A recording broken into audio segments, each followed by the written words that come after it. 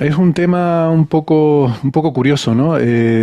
Tiene que ver, vamos a hablar de un artículo que ha salido en la revista PLOS Climate. PLOS es Public Library of Science, ya saben que es esta colección de revistas sobre diferentes aspectos, y hay una que yo no conocía, que es nueva, que se llama, pues eso, PLOS Climate, ¿no? Sobre clima. Y curiosamente es una revista muy reciente, salió, de hecho se creó hace un año, o sea, en febrero de 2022 salió su primer número. No sé, Francis, si tú la conoces, tienes alguna noción. Yo estoy mirando índice de impacto y claro, todavía no tiene, porque no tiene todavía 3 años ni 5 años para poder evaluar un índice de impacto. Yo, en principio, ya les digo, no tengo. Yo últimamente no leo muchos artículos de PLOS y yo leía mucho PLOS One y las famosas de PLOS eran las demás, las PLOS Biology, y entonces han creado una nueva de clima. Ellos en este tipo de revistas son como más rigurosos a la hora de revisar y en la revista PLOS One es digamos, la de revisión laxa. PLOS Si One es alguna ahí vez te he entra oído todo. decir que te parece un poco, sí, poco, no sé, muy laxa, sí. Mm. Claro, PLOS One es muy laxa. De hecho, lo pone la propia, los consejos a los revisores les dicen, por favor, no se os vaya a ocurrir tener en cuenta la novedad, el interés, el factor posible de impacto, la repercusión. No vayáis a tener en cuenta eso a la hora de revisar, que no se os ocurra, que eso no es lo que queremos. Os pedimos que sea metodológicamente correcto. Nada más. Punto pelota. Mm.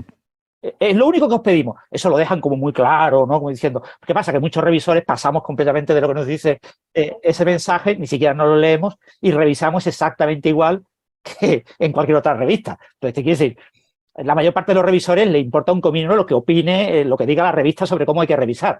Entonces, yo reviso Ya. como yo reviso. Punto pelota. Me importa un comino lo que diga la revista. Pero bueno, ya os digo, hay una serie de revistas. Pero eso lo dice la editorial PLOS solamente en la revista PLOS One. En el resto de las revistas de PLOS, que son también revistas de acceso abierto, de pagar por publicar, son revistas mucho más caras. Los requisitos son los habituales, es decir, se exige que haya novedad, que haya interés, etc. PLOS Climate, pues supongo que quiere buscar ese nicho del cambio climático, que es un nicho en el que se puede publicar bastante. O sea, que es de esperar que sea una revista que adquiera un alto índice de impacto en pocos años. Pues aquí vamos a hablar de megaingeniería espacial para combatir el cambio climático. Hemos hablado mucho aquí de este problema que tenemos, el cambio climático y el calentamiento global, que es su manifestación quizás más directa, pero no la única. O sea, el cambio climático no es solo la subida de temperaturas, hay otros problemas, cambio de composición química de la atmósfera, de los océanos, etcétera. Pero el calentamiento global es quizás lo más, por lo menos lo que más directamente parece que tiene consecuencias, ¿no? Estuvimos hablando cuando salió la cumbre esta de la COP26, donde se presentó el último informe del panel intergubernamental de cambio climático y demás. Aquí lo tengo, 328, de agosto de 2021, lo estuvimos comentando. Una de las cosas alarmantes de ese estudio era el hecho de que, bueno, ya sabemos, ¿no? Y hemos hablado recientemente de los avances en fusión, de la necesidad de un cambio de la forma de producir energía. Pero se hablaba en ese informe de que aunque dejáramos totalmente de emitir nuevos gases de efecto invernadero a la atmósfera, hay efectos que ya están en marcha, hay una cierta inercia en este proceso que hace que las temperaturas vayan a continuar aumentando durante un tiempo y eso es impepinable y no nos lo quitamos de encima, ¿no? Como impepinable es también que se nos une Gastón Giribet a la tertulia y lo saludamos. Entonces, sabemos que la solución va por ahí, la producción energética, que sea limpia, que sea renovable, que sea fusión nuclear, todo este tipo de cosas. Pero eso además sabemos que lleva un camino, lleva un tiempo, lleva un procedimiento y ya estamos metidos en una crisis climática que solo va a ir yendo a peor. Y seguirá yendo a peor, aunque mañana tengamos reactores de fusión nuclear. Entonces, con esa perspectiva, hay gente que ya pensando en este problema desde muchos puntos de vista y la verdad es que como astrofísico es un poco frustrante el sentirte que no puedes hacer nada para contribuir a ayudar algo a esto, salvo quizás viajar menos y usar menos superordenadores, pero ¿qué más, no? Y entonces quizás por esa razón hay astrofísicos también que intentan pensar en este problema y ver si se les ocurre algo. Y ha habido propuestas por ahí en la literatura de geoingeniería e ingeniería espacial, ¿no? En geoingeniería hemos visto cosas como esparcir un montón de aerosoles sobre la capa alta, sobre la estratosfera o las capas altas de la atmósfera para reflejar más luz solar, que no llegue tanta luz solar a la superficie y no se caliente tanto el planeta. De eso hemos hablado alguna vez. Hay el proyecto este que Bill Gates está intentando promover. Pero bueno, eso también tiene detractores, ¿no? Hay gente que ve también los efectos secundarios. Todas estas cosas tienen efectos secundarios y que pueden generar también problemas de cambios de la química atmosférica, otro tipo de problemas. Más neutro en ese sentido para el planeta, más inocuo sería llevarnos esa mega ingeniería al espacio, de forma que no afectemos nuestro planeta, sino nuestro entorno espacial. Entonces, de finales de los 90, principios de los 2000, hay ideas, hay un paper de un autor que se llama Angel, de 2006, basado también en cosas que él y otros ya habían hablado antes, que pretenden explotar algo que parece que está ahí para eso, que es un punto que hay entre la Tierra y el Sol, que es el punto L1, que es un punto de equilibrio semiestable. Ojo, no metaestable, semiestable, que no es lo mismo. Quiere decir que es estable en una dirección, pero no es estable en la otra. Pero bueno. Con lo cual realmente no es estable del todo. Lo que quiere decir es que es más fácil quedarte ahí que quedarte en otro sitio, ¿no? Por eso el James Webb está en un punto de Lagrange, el L2, pero aún así necesita propulsión, porque para mantenerte ahí tienes que tener propulsión.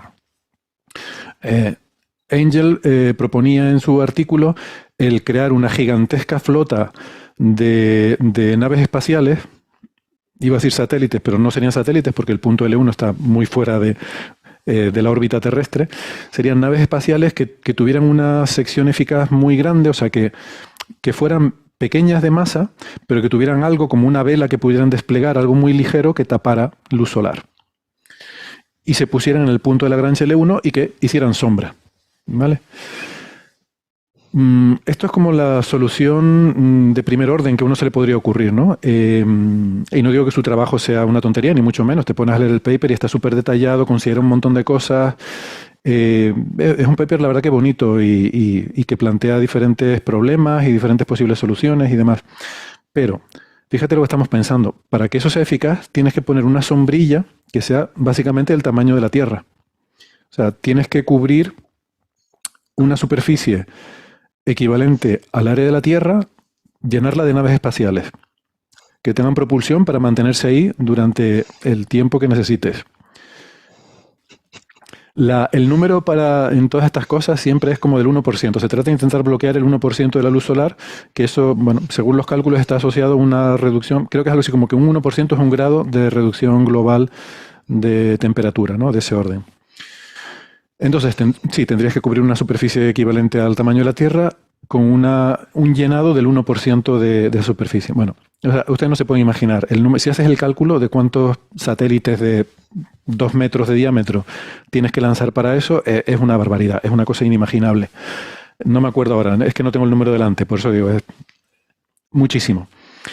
Es el tipo de cosas que tú te planteas. Bueno, una civilización muy avanzada podría hacer algo así. Sí, ahora para hacerlo nosotros, hombre, pues evidentemente científicamente es posible, pero tecnológicamente, o sea, una cosa es la viabilidad científica de algo, que es lo que se suele estudiar en estos papers, y otra cosa es la viabilidad industrial. O sea, ya no voy ni siquiera a la ingeniería también la conocemos, sabemos mandar naves, sabemos mandar incluso cosas que se despliegan en el espacio. La cuestión es capacidad industrial. O sea, necesitarías, no sé, miles de millones de lanzamientos de cohetes para poblar eso del número de satélites necesario, ¿no? Para esta mega ingeniería. Pero bueno. Sí. Una propuesta más ecológica no sería que durante el día todos los habitantes de la Tierra salten para ir empujando la Tierra para afuera, Bueno, que vaya alejando un poquito del Sol. Pues ese paper sería interesante porque ahí lo que habría que estudiar es la viabilidad científica de eso, qué tal se lleva eso con la conservación del momento, no sé si habrá algún efecto cuántico relativista que pueda, yo de esas cosas no entiendo mucho, a lo mejor se puede explotar algo, pero sí hay gente que ha pensado en ese tipo de cosas, o sea, dentro de esto de la ingeniería espacial hay ideas para alejar la Tierra. Y es muy divertido, ¿sabes cómo? No es con propulsores, o sea, no puedes poner propulsores y empujar la Tierra porque es más fácil romperla que empujarla, ¿no? Pero por lo menos la corteza o la superficie. No, la idea es coger un asteroide muy grande y desviarlo para que pase cerca de la Tierra muchas veces, y vaya tirando poquito a poco, cada paso, el tirón gravitatorio del asteroide vaya alejando un poquito la órbita de la Tierra. Eso me da un miedo. O sea, eso siempre acaba mal en las películas. Ese tipo de cosas. Siempre acaba mal en las películas. Pero tú imagínate. A los el tiempo dinosaurios necesario. eso no les gustó. Yo no digo nada. No. Porque Yo dejar no que pondría- el lastre tampoco, ¿no? O sea, ese es el tipo de soluciones que se han propuesto por ahí, ¿no? De ingeniería espacial, que no solo requieren una capacidad industrial brutal, sino en casos como el del asteroide, además, muchísimo tiempo. Que es que aquí parte del problema de pensar en todo esto es que el tiempo es crítico. O sea, esto, sí, pensando en muy largo plazo, pues lo que decía antes, ¿no? Pensando en nuevas fuentes energéticas y demás, pues a lo mejor podemos resolverlo. La cuestión es ese periodo transitorio, ¿no? El siglo que nos queda por delante, siglo, 200 años, no sé cómo gestionar eso. Bueno, el artículo que salió, no sé si la semana pasada o el 8 de febrero, es cuando salió publicado, es un artículo de unos investigadores de la Universidad de Utah y del Instituto Smithsoniano en Boston, que por cierto me gusta mucho porque me da cierta nostalgia, ¿no? La anécdota irrelevante. Yo mi primer viaje de trabajo fue ahí al Smithsoniano en Boston, así que me da nostalgia cuando lo veo en un paper. Y Le podemos mandar saludos a todos los amigos de ahí, a Cecilia, a todos. sí. A Kurux, ahí conocí al gran Kurux. Bueno, entonces, claro, este artículo a lo mejor probablemente ni le hubiera prestado mayor atención si no fuera por el hecho de que es que a primera vista se parece muchísimo a una cosa en la que yo estaba trabajando con un colega, con Francisco Quitaura, del IAC, que o sea, es muy divertido. De hecho, cuando lo ves, esto fue lo que empezamos, cuando hablamos en ese episodio de Coffee Break de estos problemas y salió lo de la cumbre esta, ¿no? La COP26 y tal, pues este compañero, ¿no? Francisco Quitaura vino a hablar conmigo porque pues esto, ¿no? Algunas ideas que tenía y ver si esto puede ser factible o no. Y empezamos a hablar y bueno, o sea, aquellas primeras ideas de las que estuvimos hablando les pasaba lo mismo que todas estas propuestas de mega ingeniería que tenemos, que tú dices, sí, científicamente factible, pero no tenemos la capacidad industrial para esto porque requiere billones de no sé qué, de lo que sea. Y entonces estuvimos dándole muchas vueltas a las cosas, ¿no? Y yo, sí, dinero, pero no solo dinero, es que es tiempo también. Es que ahora mismo digo sí dinero porque Sara hizo el gesto de dinero con la mano, pero es que ahora mismo viene un millonario y te dice, mira, te pongo 1.000 billones de dólares encima de la mesa para que tú hagas esto. Y la idea, por ejemplo, de Angel, no tenemos tiempo, con todo el dinero del mundo, para construir esas naves. No sé si hay recursos en la Tierra para construir todas esas naves, sacar todo ese metal, fábricas para construirlas, cohetes para lanzarlas. ¿Qué efectos tendrían esos lanzamientos, los gases de escape sobre...? O sea, es que, no sé, o sea, entras en una dinámica completamente diferente, pero, o sea, no es algo que puedas hacer en 20 años, ¿vale? Y entonces dándole vueltas al asunto y sobre todo teniendo esto en mente, decir, es que el tema aquí es la urgencia, es el tiempo, ¿no? ¿Hay alguna cosa que se puede...? Pues se nos ocurrió una cosa que en principio sería, o sea, que es científicamente viable y que es algo que industrial y tecnológicamente es algo que se podría hacer en 20 años, ¿vale?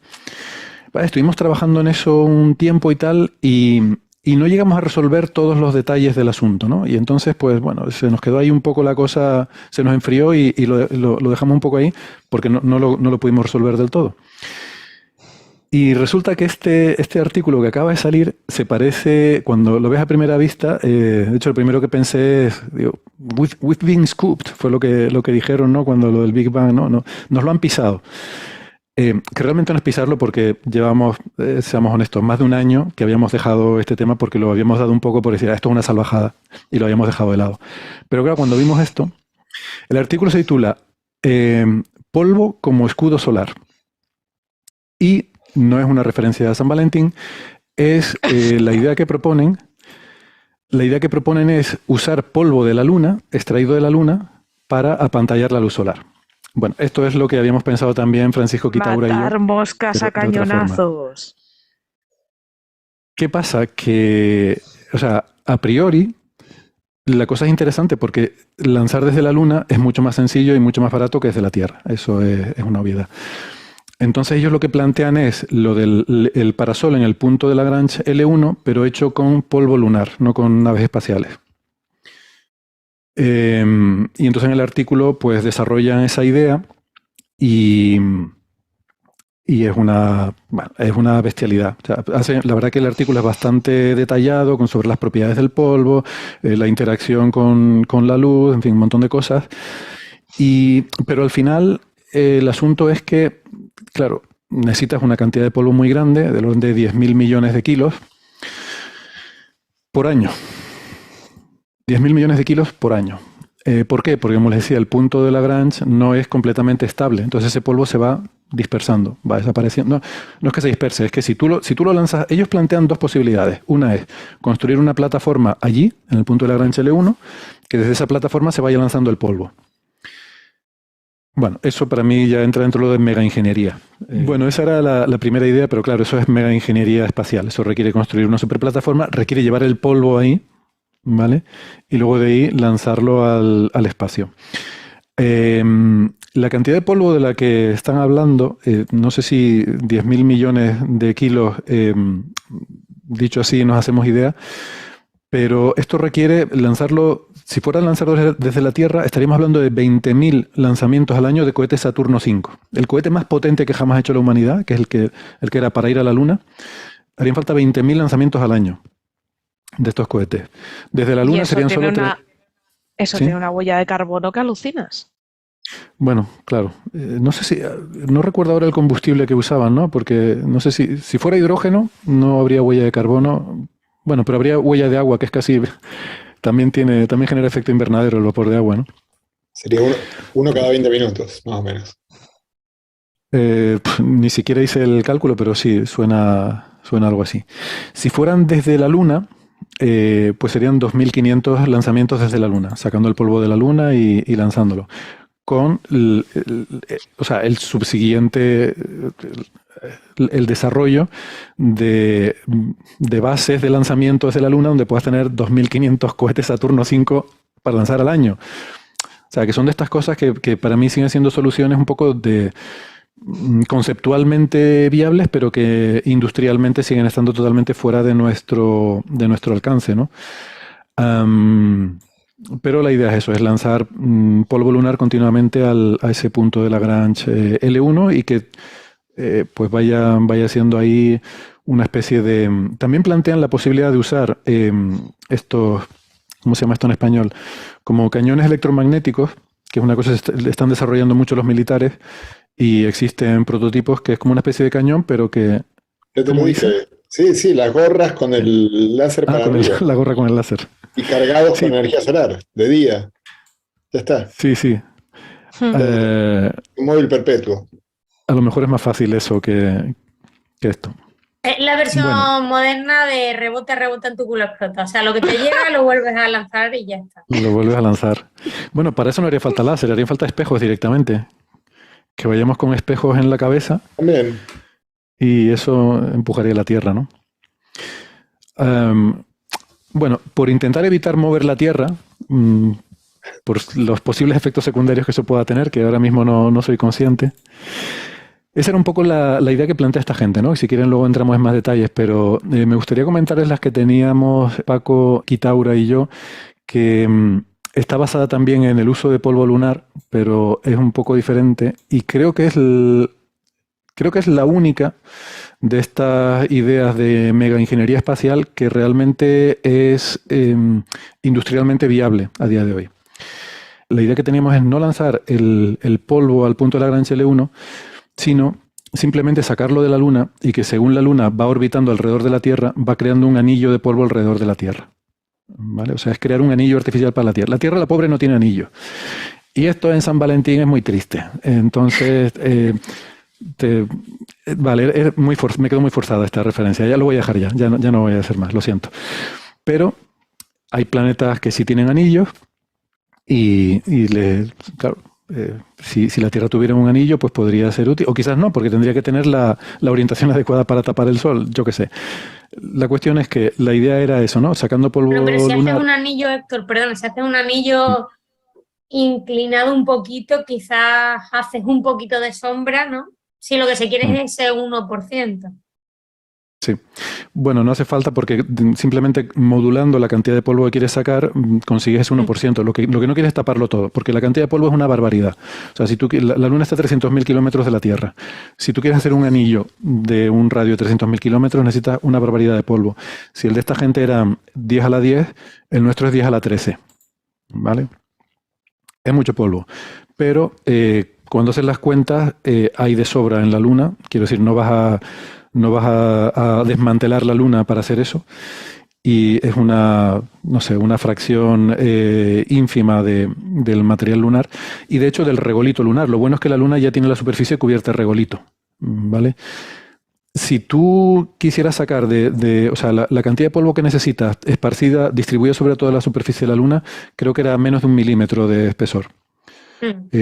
Sacándola de una región en concreto, es que no me acuerdo porque no tengo los números delante, pero si tú cogieras como cantera, dijeras voy a coger una región o mejor dicho al revés, sabiendo que el regolito lunar tiene un espesor medio de unos 8 metros sobre la Luna, por lo que sabemos, decir, bueno, pues 8 metros de regolito, ¿qué área necesito para generar todo ese anillo, ¿no? Pues serían unos 15 kilómetros de radio, el área que tendrías que expoliar para sacar ese material y crear un anillo alrededor de la Tierra. Entonces, la idea era estupenda, ¿vale? La idea era estupenda y esto lo sacamos enseguida. Esto fue en agosto de 2021. ¿Qué pasa? Que cuando empiezas a mirar las cosas en detalle, bueno, hicimos simulaciones de la dinámica orbital del polvo, etcétera. Según vas viendo los detalles, vas encontrando problemas. Pero la cosa iba bien, porque íbamos encontrando soluciones a los problemas y eso te va motivando y te vas viniendo arriba, ¿no? Hasta que encontramos un problema que no teníamos una solución clara y, de hecho, teníamos ideas de cómo resolverlo, pero nosotros no tenemos la formación y el tipo de conocimiento para resolver ese problema. A ver si tengo por aquí... Vale. Entonces tienes que sacar todo ese polvo de la Luna, ¿vale? Pero queremos que sea algo tecnológicamente viable. No queremos lanzar 10.000 cohetes Saturno 5 al año de la Luna porque eso no es viable. La primera idea que barajamos fue esto de estos cañones electromagnéticos también. Una cosa que no requiere, digamos, combustible, o sea que requiere energía, paneles solares, lo que sea. Los cargas y los lanzas. ¿Qué problema tiene eso? Que ibas a requerir mucho. El típico problema siempre, el escalado industrial de todo esto, ¿no? Si tú quieres sacar toda esa cantidad de polvo, necesitas... bueno, es que quizás debería haber hablado de otro problema primero. Bueno, necesitarías tener decenas de miles de esos cañones, ¿vale? Funcionando, disparando cada 10 segundos para sacar toda esa cantidad de polvo en un periodo de tiempo razonable. Bueno, hay otra opción. Y es la siguiente. Me da un poco de miedo decirlo. Detonaciones, ¿vale? No necesitas sacar el polvo controlado de la Luna. No necesitas mandarlo a una nave espacial, en una cápsula y soltarlo ahí gentilmente en el punto tal.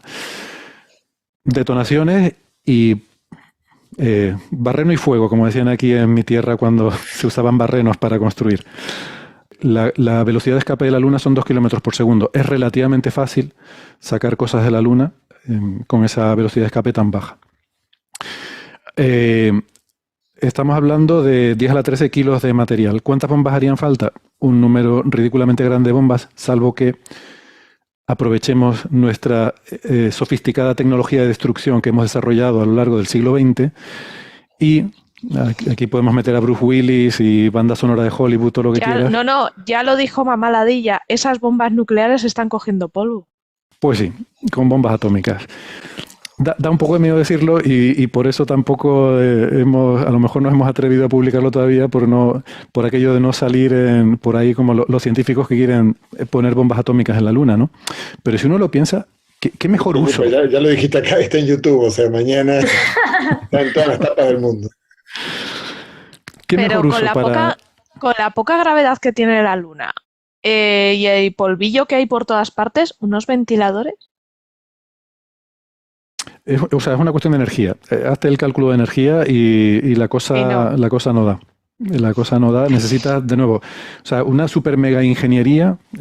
De hecho, el tema de esto que te digo de lo de los cañones electromagnéticos es porque al final se tiene que conservar la energía. O sea, la energía eléctrica que necesitas para propulsar esos esa masa de polvo, pues la energía que tienes que producir tiene que ser como mínimo la energía potencial del polvo que vas a sacar de la Luna, ¿no? Gravitatoria. Y eso al final pues no es viable, ¿no? En definitiva, bombas atómicas. Da un poco de cosita decirlo, pero cuando haces el cálculo de la energía que puedes liberar en una detonación atómica y haces el porcentaje de uranio que se libera en energía, cuánto de eso se libera en calor, cuánto en radiación, cuánto en energía cinética, pues al final nos hicimos las cuentas y eran, no me acuerdo si eran, no sé, las tengo por ahí, pero al final eso se traducía en 40, se puede llevar a la Luna la cantidad de uranio necesaria para eso, en algo así como 40 misiones de la Starship o no sé si 100 del SLS. ¿Vale? O sea que esa sería la limitación. No al año, sino en total, todo el combustible necesario. Sería, pues no me acuerdo si eran 700 toneladas de uranio o algo así. Y con eso tienes la energía suficiente para mandar la cantidad de polvo necesario como para generar un anillo alrededor de la Tierra. Esa es un poco el titular y la idea. Y es bonito, hasta te dejas la Tierra como un anillo. O sea, seríamos el Saturno del sistema solar interior. Eso da postín también a los planetas, ¿sabes? Entre ellos es un signo de distinción. Bueno, esa es un poco la idea. Bombas atómicas. Luego hay una serie de problemas que son bonitos de resolver. Por ejemplo, Isa dijo antes algo que es interesante y que hablabas de inclinar el anillo y tal. Bueno, resulta que no es que tú quieras hacerlo, es que el problema es que la órbita de la Luna está inclinada con respecto a la eclíptica. Entonces, si haces eso así, el anillo te saldría un anillo inclinado y no te taparía la luz del Sol, sino en dos momentos a lo largo de... O sea, en dos puntos... básicamente en 2 puntos al año, que es cuando tienes el Sol coincidiendo con la intersección del anillo con la eclíptica, ¿no? La intersección del anillo con la eclíptica coincidiendo con la dirección Tierra-Sol. Lo importante, en agosto, ¿no? Pero el problema es que eso no depende de lo que tú quieras hacer, sino de cómo es la órbita de la Luna, ¿no? La inclinación de la órbita de la Luna. Y eso depende de los ábsides a dónde están apuntando. Los ábsides es donde se cruza la órbita de la Luna con la eclíptica. Bueno, el tema de la inclinación, ¿no? Lo bueno es que sí que puedes hacerlo en 2 puntos a medida que la Luna, pues eso, hay 2 puntos de su órbita en los que cruza la eclíptica. Si tú produces la eyección de polvo en esos 2 puntos, entonces ahí sí está en el sitio correcto. Y hay una cosa muy buena y muy bonita, y es que la órbita de la Luna precesa, tiene una precesión. Eso quiere decir que esos 2 puntos van moviéndose alrededor de la Tierra. Y, claro, la precesión, por ejemplo, de la Tierra son 40.000 años. Dice, bueno, eso no me serviría. Pero la precesión de los ábsides de la Luna, el periodo que tiene, esto es una casualidad, podría haber sido cualquier otra cosa, es 8 años. Que digo que lo que no puede ser casual es esa escala temporal tan bonita de que los ábsides de la Luna precesan con un periodo de 8 años. Eso quiere decir que si cada mes, cada vez que la Luna pasa por los ábsides, haces una detonación, echas polvo al espacio, y luego durante 8 años, según va precesando, vas poblando todo el anillo alrededor y creas un anillo no siguiendo a la Luna, sino un anillo alrededor de la eclíptica. Eso me parece súper bonito. Y yo siempre digo, la Luna tiene que estar ahí para algo, porque los otros planetas como la Tierra no tienen una Luna como la nuestra. La Luna tiene que tener una función. Y el hecho de que tenga esa precesión de 8 años en escalas tan maravillosamente humanas también tiene que servir para algo. Y yo creo que hemos dado con para qué sirve. Bueno, ese era uno de los problemas que había, ¿no? Así un poco acuciantes. El otro problema serio, había otro que también conseguimos resolver y no me acuerdo ahora cuál era. Pero el problema que nos tuvo trabados es el problema de que luego ese anillo no es muy estable en escalas de tiempo, porque luego, claro, la Luna va pasando por ahí y lo va barriendo. Eso es una solución temporal, lo cual está bien. O sea, quieres hacer algo que no sea un cambio definitivo, sino que sea una solución temporal, ¿vale? Entonces está bien, el anillo no va a estar ahí para siempre porque acabará, la Luna vuelve a limpiarlo o parte caerá de nuevo en la Luna, parte en la Tierra y otra parte se perderá en el espacio. Con lo cual al cabo de un tiempo, pero quieres que sea un tiempo interesante, no sé, un siglo. 2 siglos. El problema es que, claro, según la Luna va dando vueltas, en escalas de años ya te lo limpia. Entonces eso no nos sirve, toda esa inversión y todas esas bombas atómicas para tan poquito tiempo. ¿Cómo hacerlo estable? La idea es alejarlo de la Luna, pero el polvo no tiene propulsión. Entonces, ¿cómo podemos alejarlo de la Luna? Ya me acuerdo cuál es el otro problema que no mencioné. Y está relacionado con esto. El otro problema es de dinámica orbital. El problema es que en la Luna necesitas imprimir al polvo 2 kilómetros por segundo para escapar de la Luna, pero a esa distancia de la Tierra, o sea, quieres escapar de la Luna, pero que siga ligado a la Tierra. Vale. Y la velocidad de escape de la Tierra es 1 kilómetro por segundo a esa distancia. Entonces, es como un ajuste fino el poder darle suficiente velocidad para que escape de la Luna, pero no tanta que se te escape también de la Tierra. ¿Vale? Y ahí hemos O sea, descubierto tendrías que que controlar muy bien esa velocidad y con una explosión a lo mejor... con una explosión no controlas tan bien y de hecho es menos eficiente, eso olvidé decirlo, ahí malgastas polvo. O sea, con la explosión hay una parte del polvo que la pierdes y depende de cómo. Pero la forma de optimizarlo es disparando en el sentido contrario del movimiento de la Luna. Porque así, para la misma velocidad de escape desde la Luna, si disparas en el sentido contrario del movimiento de la Luna, respecto al sistema geocéntrico, la velocidad con la que sales es menor y es más probable que acabes ligado a la Tierra. Entonces eso quiere decir que tienes que disparar mirando la Luna de frente, desde el lado derecho de la Luna. Bueno, desde el lado de atrás, desde la popa de la Luna, que ahora mismo no lo tengo muy claro, pero creo que sería así. Por lo menos mirando el hemisferio norte, creo que el hemisferio sur sería al revés. O sea, que hay un sitio de la Luna desde el cual tendrías que hacer las detonaciones. Vale.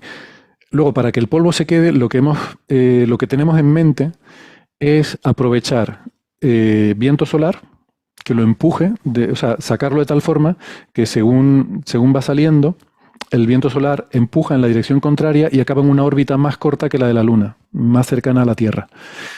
Eso además te ayudaría a no necesitar tanto polvo porque el anillo tendría un radio menor. Viento solar y también aprovechar la magnetocola de la Tierra. La Tierra tiene una cola magnética que apunta en dirección contraria al Sol y que a la distancia de la Luna todavía tiene un cierto campo magnético. El polvo en el espacio se carga eléctricamente por efecto de la radiación ultravioleta, por rayos cósmicos, adquiere carga eléctrica y entonces es susceptible a interactuar con el campo magnético y sufre una fuerza. Si tú coordinas adecuadamente el lanzamiento con que estés pasando por la magnetocola de la Tierra, puedes conseguir que la fuerza de Lorentz sea hacia adentro. Y eso también te ayude a llevar los granos de polvo más hacia adentro. Y de esa forma, hacer el anillo no en la órbita de la Luna, sino más hacia adentro. Y probablemente sería también algo elíptico, pero poco a poco sería redondeando. Entonces, aún así, la Luna iría barriendo algo, pero no lo terminaría de eliminar del todo en un tiempo del orden de un siglo. ¿Cuál es el problema? Que todo ese tipo de cálculos, hacerlos bien, cuánto se va a cargar el grano de polvo, cuánto va a interactuar con la magnetocola, todo eso requiere conocimiento de las propiedades del grano de polvo, no solo en la Luna, sino después de haber pasado por una explosión nuclear, que no sabemos cómo lo va a dejar, si lo va a fundir, si lo va a vaporizar, si luego se va a volver a condensar, y eso escapa totalmente del conocimiento de nuestro expertise. Entonces ahí se nos quedó un poco el tema parado, porque no teníamos muy claro cómo acabar de resolver eso. Pero claro, ahora estamos viendo que es que a lo mejor tampoco tenemos que resolverlo todo y optar al premio Nobel. No sé qué nos pase como a José, que te den el premio Nobel y luego tengas que estar toda tu vida ahí dando charlas, ¿no? Que, oye, a lo mejor basta con, no sé, publicar ahí las ideas que tienes y que ya vendrá alguien que se le ocurran soluciones a otras cosas. Sí, ¿Sabes? sobre todo ahora que lo has hecho público y que va a haber mucha gente que te va a copiar la idea, rápidamente se va a poner a escribir. Claro, así que publica ahora, urgentemente a escribirlo. Y además, si a alguien se le ocurre una solución, te cita, lo cual te viene bien. Sí, lo que hemos pensado es que queremos publicar algo rápido con lo que tenemos, pero no porque nos lo vayan a pisar, sino para poder argumentar, o sea, nos gustaría poder argumentar que es un trabajo independiente a este. O sea, que no es que esto nos hayan dado la idea de usar el polvo lunar, sino que es algo en lo que ya veníamos trabajando desde hace años. Y eso, bueno, yo creo que es creíble si tú sacas una publicación, no sé, un par de semanas después de la otra, pero no si la sacas un año después, ¿no? Entonces, por eso decía, bueno, sobre todo Francisco insistía en decir, vamos a publicar algo ya con lo que tenemos que es publicable, porque mira tú las cosas que publica la gente, y es verdad, que sí, nosotros sí. parece que para publicar algo lo tenemos que tener todo resuelto. Y tú dices, pero si tampoco hace falta, ¿no? Y no se me había ocurrido verlo así, pero es verdad, tampoco hace falta resolver, o voy a resolver el cambio climático. Pues a lo mejor hay que ser un poco humildes y decir, mira, no vas a poder, pero a lo mejor un pequeño granito de arena, un pequeño, o granito de polvo en este caso, pues a lo mejor se puede aportar, ¿no? O a lo mejor no se aprovecha todo, pero se puede aprovechar parte de vuestra propuesta. Pues sí, o a lo mejor le da una idea a alguien que va por otro camino totalmente diferente y no tiene nada que ver, pero bueno. Pero mira, ya que estoy aquí, voy a compartirle una pantalla, por lo menos a los oyentes que nos están viendo en el chat de YouTube, para que vean esta pantalla que tengo abierta en el navegador. Que esto es un doc en el que empezamos a poner algunas notas, ¿no? de cositas que se nos iban ocurriendo. Y quiero que vean aquí el version history, que empieza en agosto, el 10 de agosto de 2021. Voy a poner esta versión, mira, el 10 de agosto de 2021, que es más o menos cuando hablamos en Coffee Break. Uy, esto está en blanco. Aquí. ¿Vale? Esta es la versión del documento. Eso se lo das a ChatGPT y te escribe el paper, ¿no? Y se escribe el artículo. Ya te digo. Pues fíjate, es que nos dio rabia porque hasta el título, fíjate cómo teníamos titulado este documento de notas, ¿no? Moon Shield for Global Warming, ¿no? Título muy atractivo, ¿eh? Sí, nos parecía que el título era sexy, ¿no? Escudo lunar contra el cambio climático. Y estos tíos van, y los de Utah, estos hijos de Utah, y del Smithsonian lo titulan polvo como escudo solar. También usan shield, solar shield, ¿no? Sí, pero no, al final lo hemos cambiado por otra cosa. Un anillo de polvo lunar para combatir el global warming terrestre o algo así. sí. Para combatirlos, un anillo de polvo para compartirlos a todos. Así evitáis la palabra chill. Se trata de evitar la palabra chill, sí. Bueno, pues nada, eso es una ideita y probablemente la acabaremos publicando próximamente y nada, pues me gusta. Yo pienso a veces, yo entiendo que esto es una cosa muy loca. Has dado la primicia en Coffee Break. La primicia ya está dada. Que a veces la gente debe pensar a lo mejor que yo me creo dedico que nada está más sonando el teléfono, Héctor. Sí. Ahora no puedo coger lo que estoy haciendo algo importante. Es el Noel. Pero, ay, es de Estocolmo, espérate. Que quería, me había olvidado lo que iba a... Ah, sí, hay dos cosas que quiero comentar que no se me olviden. Una, que lo dijo José cuando se estaba despidiendo, ¿no? Que es que Héctor aquí va a cambiarnos la luna. Es que es un tema muy importante. Todas estas cosas tienen repercusiones sobre el patrimonio de la humanidad, de todo. Y esto no es gratis ni es inocuo. Esto tiene consecuencias de paisajísticas, o sea, cambiar la luna puede que no, yo creo que no mucho, pero algo puede cambiar. Va a haber un anillo alrededor de la Tierra, o habría un anillo alrededor de la Tierra, que eso de noche supongo que tendría un cierto resplandor. Fíjate tú la que le han montado Elon Musk por los Starlink. Imagínate los astrónomos con un anillo brillante en el cielo. Bueno, y tema de comunicaciones, por ejemplo, satélite y tal, no afectaría. Esto está mucho más lejos, ¿no? Está más lejos que eso, sí. Estaría entre aquí y la Luna. No, eso no. Pero paisajísticamente sí que tendría consecuencias. Y, ojo, este tipo de sacada descontrolada de material de la Luna, o sea, no te garantizo que no caigan rocas también, además de polvo. O sea, esto puede acabar con un pequeño bombardeo de rocas en la Tierra y la Luna. Que yo no me hago responsable de rocas que pueden caer por algún lado. A ver, Héctor, estás por hacer un quilombo, pero de tamaño planetario. Te vas a... Sí, es justo. Quilombo, no sé cómo se dice quilombo en español, pero... sí. Un lío muy grande. Liarla, sí, una sí. Movida. La que has liado, pollito. Una movida. Una movida. Por eso, a eso es a lo que voy. Esto o sea, esto ahora mismo es una locura, pero en algún momento habrá alguna idea así que sea viable, factible y de decir esto se puede hacer. ¿Quién evalúa los beneficios y los riesgos y los costes y decide que esto hay que hacerlo? A día de hoy sigo insistiendo también, y de esta burra no me van a bajar, no tenemos una organización humana para tomar decisiones planetarias sobre problemas planetarios. Y lo necesitamos porque tenemos problemas que requieren tomar este tipo de decisiones. Lo hemos dicho, pandemia, cambio climático, geoingeniería. O sea, esto no puede llegar cualquier millonario o cualquier país que de repente decida vamos a hacer esto. ¿Vale? O cualquier otra cosa.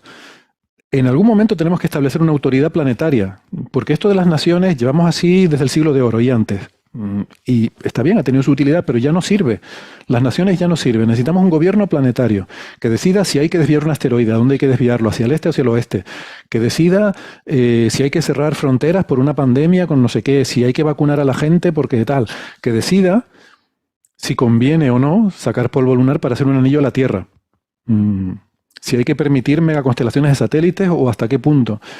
Alguien tiene que tomar esas decisiones. Entonces, la ciencia y la tecnología yo creo que están intentando hacer avances para intentar mejorar, solucionar estos problemas, pero yo veo que la sociedad, la política, no está haciendo esos avances, no Estoy de está acuerdo. siguiendo el proceso. Estoy de acuerdo, yo prefiero que sean científicos como vos lo que lo piensan y no que sea el mercado el que lo impone. Porque en el caso de Elon Musk, tiró esos cacharros al aire que le van a servir económicamente a alguien, pero ni son interesantes desde el punto de vista científico y de hecho hasta molestan y no le pido permiso a nadie, básicamente. No, claro, pero los científicos, a ver, los científicos piensan en ideas, pero quien tome la decisión de hacer esto o cualquier otra cosa, esa decisión la tiene que tomar la humanidad, no la puede tomar un científico, ni un millonario, ni una nación. La humanidad tiene que tomar esa decisión.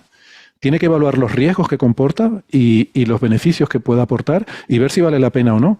Es decir, uno puede proponer una idea, puede haber, no sé, esto en el futuro puede haber desarrollos y alguno que sea viable y alguno que se pueda hacer. ¿Quién toma la decisión de qué se va a hacer y cómo? Necesitamos esa autoridad planetaria. Imagínate que a un país le da por una cosa y a otro le da por la contraria. O sea, podemos vernos en un absurdo tan grande como ese, ¿no? Una de las cosas que más me gusta de Héctor, entre muchas otras que le admiro, es su optimismo con la humanidad. Me encanta, es como el espíritu del siglo XIX. Para mí es como un francés del siglo XVIII. Me encanta ese espíritu de enlightenment. Me gusta tu optimismo. Yo sigo esperando la extinción. A ver, podríais... La extinción masiva.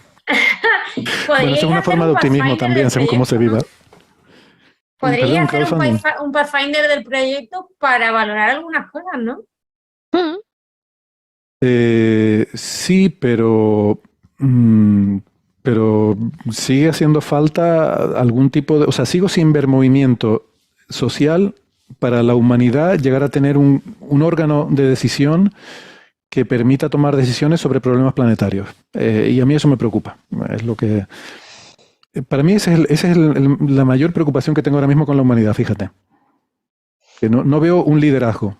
Sí, es más, hasta con cuestiones que uno podría considerar casi vernáculas, como que una persona se le ocurre lanzar a la Tierra una estación espacial porque le es obsoleta y una nación lo decide, no importa dónde caiga, o no importa que cumpla reglas internacionalmente estandarizadas para decidir entre todos dónde es que va a caer y estemos todos seguros. Cosas tan simples como eso, digamos, se toman a la ligera. Sí, sí. A ver, estamos discutiendo si los globos que están bajando tienen una cámara o no tienen una cámara, es decir, y estamos hablando de la alta atmósfera, ni siquiera cuestiones planetarias.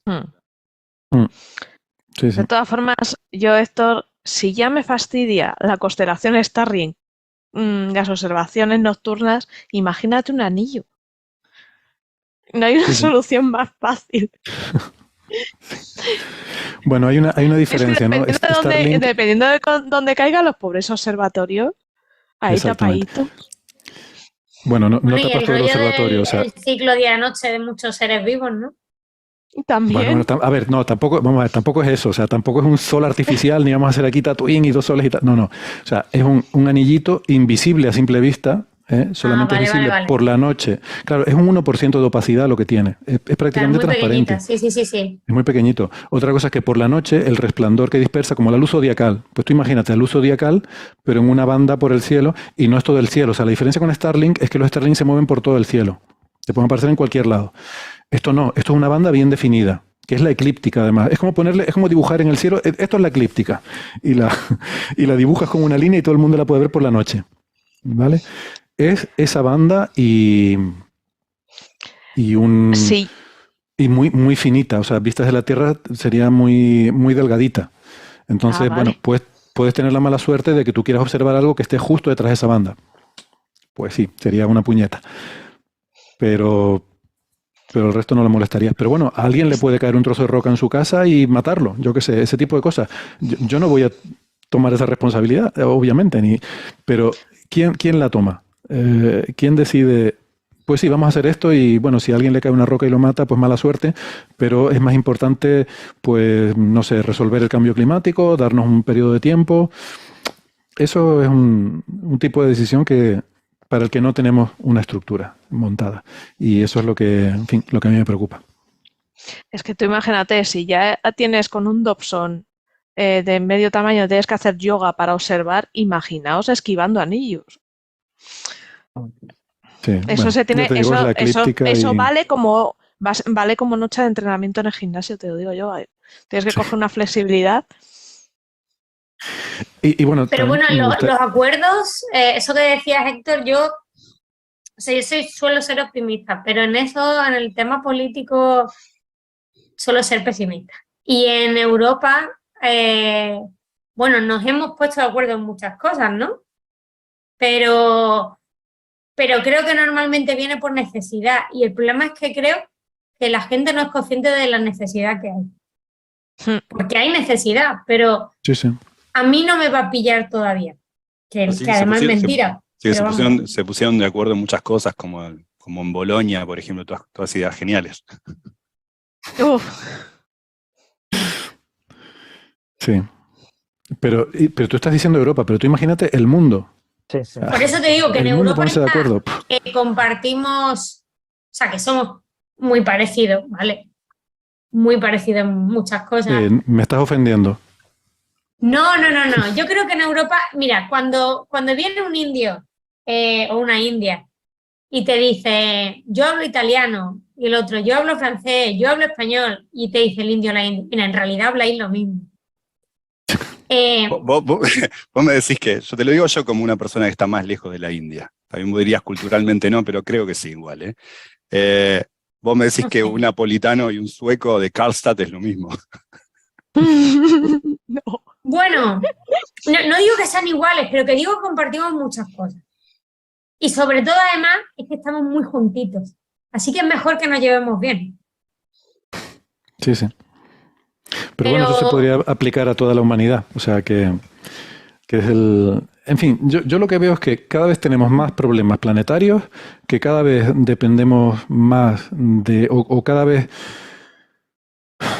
A ver, voy a empezar otra vez. Que cada vez tenemos más problemas planetarios y que cada vez tenemos problemas más planetarios, que no es lo mismo, y que no hemos avanzado ni un centímetro hacia un órgano de decisión, un órgano de gobierno planetario.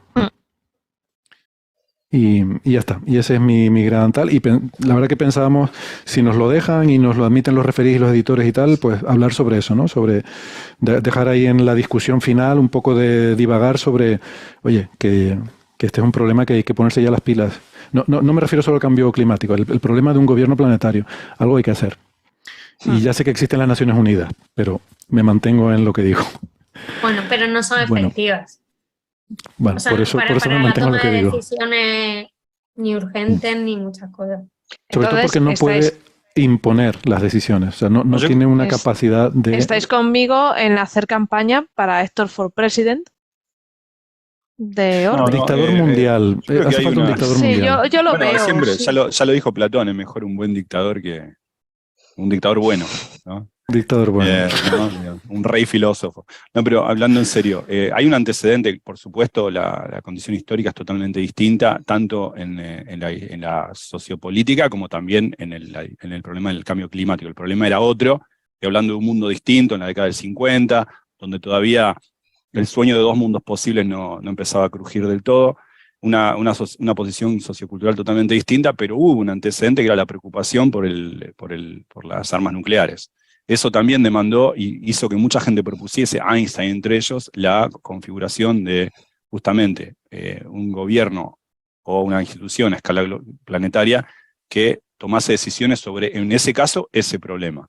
Hoy en día es otro problema, el acuciante, pero que también a la misma escala. Es un problema totalmente distinto, el cambio climático en particular es un problema distinto, pero que quizá es cotejable en algún sentido con aquellos miedos, después podemos discutir si eran miedos bien fundados o no, pero aquellos miedos, no en los 40, pero sí ya en los 50, cuando las armas nucleares empezaron a escalar a otro nivel, que había a escalas mundial. Mucha gente propuso esto que estás proponiendo vos, ya empezando en el 48. cuando Einstein todavía estaba vivo, por ejemplo, que abogaban por esta idea de un comité de científicos o especialistas de lo que fuere, porque no solamente científicos son necesarios para esto, a escala mundial, que discutiese ese problema en aquel caso. Esta idea tendría que ser aceptada en todo caso como discusión posible, ¿no?